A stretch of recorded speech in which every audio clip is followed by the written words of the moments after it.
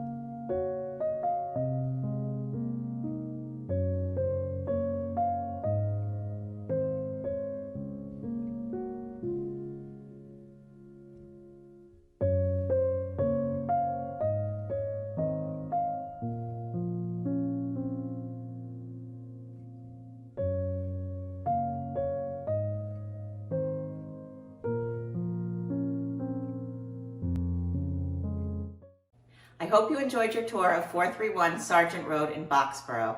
As you can see, I'm standing in the beautiful white kitchen that flows right into the family room. As I had said outside, this house has a wonderful first floor open floor plan. If you would like more information about this home, feel free to reach out. I would love to help. Again, I'm Rachel Bodner from Caldwell Banker and realestateamass.com. I hope to talk to you soon.